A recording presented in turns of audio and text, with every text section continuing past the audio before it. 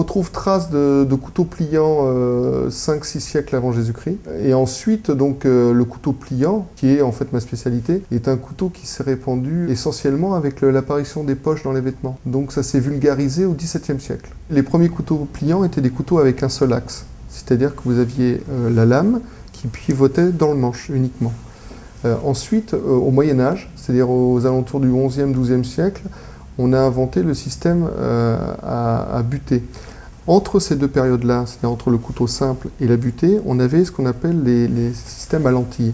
Donc vous aviez une lame qui était forgée, et à l'extrémité de cette lame-là, il y avait comme une lentille qui reposait sur le manche, pour pas que la lame se relève. Et au XIe, XIIe siècle, les gens ont eu l'idée de faire une butée, c'est-à-dire de mettre un clou, ce qu'on appelle un clou, un autre axe, qui arrêtait la lame en position ouverte. Et donc les couteaux traditionnels pyrénéens ont gardé ce système-là. Les Basques ont eu le même cheminement que les autres bergers pyrénéens, c'est-à-dire qu'il n'y avait pas un couteau spécifique, c'est-à-dire un couteau qui soit différent au Pays Basque, mais qui avait le même style que les autres, les couteaux traditionnels de clous pyrénéens. Mais il y a eu une forte coutellerie bayonnaise dès le XIIIe siècle. Alors, la coutellerie bayonnaise a connu ses heures de gloire, ses lettres de noblesse au XIVe et XVe siècle. Et les couteliers bayonnais fabriquaient des taille-plumes richement ornées pour la haute bourgeoisie et pour la noblesse. Ensuite, les couteliers bayonnais se sont fait vraiment connaître avec la baïonnette, la fameuse baïonnette qui vient de Bayonne. Le yatagan basque, le couteau tel qu'on le connaît de nos jours, sa forme date, elle, du début du XXe. Et ce yatagan basque à rosette était fabriqué à Thiers, parce qu'il y a eu une demande et parce que chaque région à forte identité, comme la Bretagne, la Corse et le Pays basque, ont demandé d'avoir aussi leur couteau et qu'on puisse reproduire leur couteau. Et les gens, pour eux, c'était important d'avoir un couteau de cette région-là. Après, ce couteau a été relancé dans les années 1995, le yatagan basque, par l'armurier de Bayonne, Michel Bernizan. Il l'a relancé avec succès d'ailleurs. C'est un beau couteau qu'il a relancé avec succès. Je vous présente un couteau qui date du XVIIIe siècle. C'était des couteaux qui faisaient un peu, qui remplaçaient les épées. Pourquoi? Parce qu'il y avait une partie de la population qui n'avait pas le droit au port de l'épée. Et donc on avait trouvé une parade, c'est de faire de très très grands couteaux avec lesquels on faisait une sorte d'escrime. J'ai une petite anecdote sur ce genre de couteau. Début du XXe siècle, on trouvait encore des couteaux comme ça, des couteaux que pouvaient avoir certains apaches, ce qu'on appelait les mauvais garçons. Mais sur une scène d'un théâtre espagnol, lors de la représentation de Carmen, la dernière représentation de cet opéra, deux chanteurs de la troupe étaient amoureux tous les deux de la diva. Et sur scène, ils ont sorti chacun ce genre de couteau et se sont battus devant le public. Et il y en a un des deux qui a été égorgé par ce couteau. Et ça, c'est une histoire que vous pouvez retrouver dans les journaux de l'époque.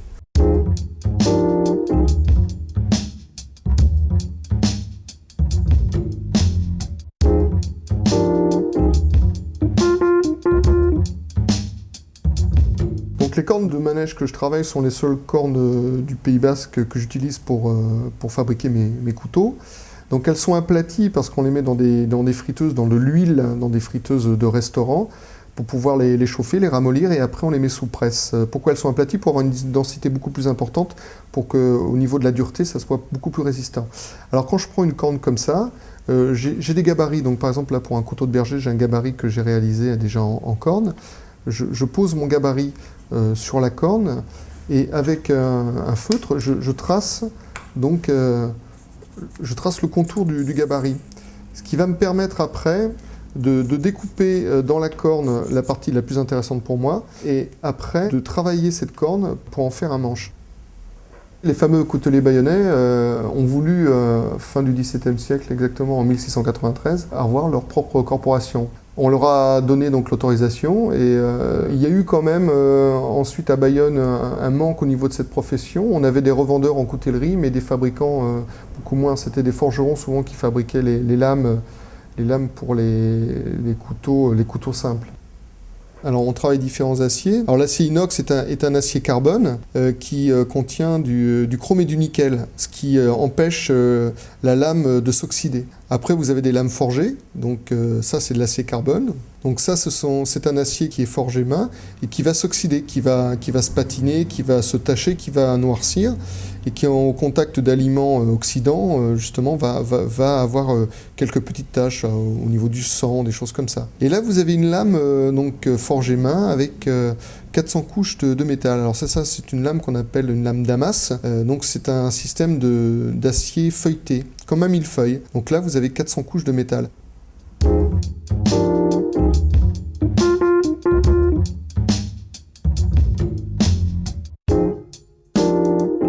L'opération précédente, c'était en fait réalisée pour mettre en bonne place la lame dans le manche. J'ai retravaillé toute la lame pour l'ajuster.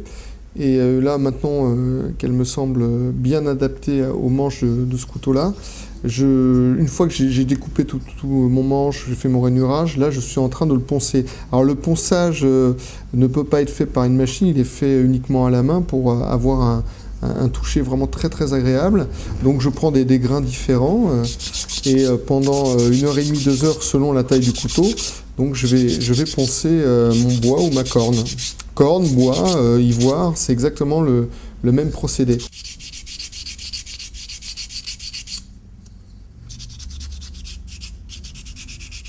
Donc là, en fait, je vais redresser le maille short. Le maille short, c'est l'axe, donc c'est un axe en maille short qui permet à la lame de pivoter dans le manche.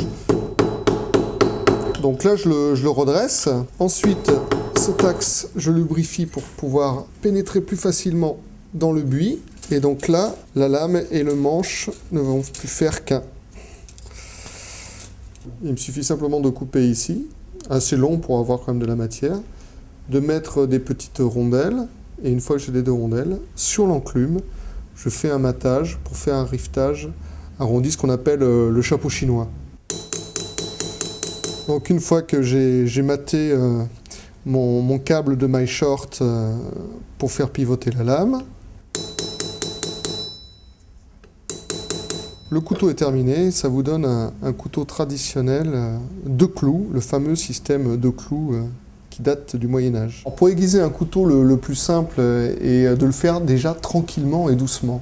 Les bouchers qui affûtent très très bien vont très vite, mais ils ont la dextérité, ils ont l'habitude d'affûter d'une certaine manière. Alors, vous prenez une pierre ou même un fusil, donc le fusil en métal. Il y a des nouveaux fusils qui sont très très bien en céramique, qui sont pas mal aussi à utiliser.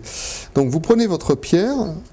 Pour les gens qui commencent, vous posez votre pierre, vous prenez une pierre assez grande, une pierre à eau ou une pierre à huile. Alors là, la pierre n'est pas humidifiée, celle-là, mais vous mettez de l'eau un peu dessus avec le doigt, ou un peu d'huile, pas la passer sous l'eau du robinet. Et après, tranquillement, doucement, voilà, vous partez pour affûter comme ça. Avec un angle, pour les couteaux pliants, qui doit être assez fermé. Vous voyez ? Un angle ouvert, beaucoup plus ouvert, et plus pour les couteaux de cuisine. Mais tous les petits couteaux traditionnels pliants sont faits avec un angle fermé. Chaque couteau est personnalisé. Un emblème des armoiries, il m'est arrivé de mettre des dates de naissance. Il n'y a qu'une chose qu'on ne met pas, c'est le nom de famille. Parce que c'est vrai que si vous perdez votre couteau et que le couteau sert à un crime, je crois que la police ou les gendarmes viendront vous voir directement. Il faut savoir qu'en France, il y a une tradition. Quand vous offrez un couteau, il faut donner toujours la plus petite pièce que vous ayez sur vous. Alors la plus petite pièce qui permet de ne pas couper l'amitié. Mais en France, on a encore cette tradition, et dans des pays nordiques, ça n'existe pas du tout. C'est vraiment une tradition française. Et c'est une tradition qui date du 14e, 15e siècle. Avant le 14e, 15e siècle, offrir un couteau était un gage de reconnaissance et de fidélité. Parce qu'on jurait sur la lame du couteau, fidélité et obéissance à la personne à qui on offrait le couteau.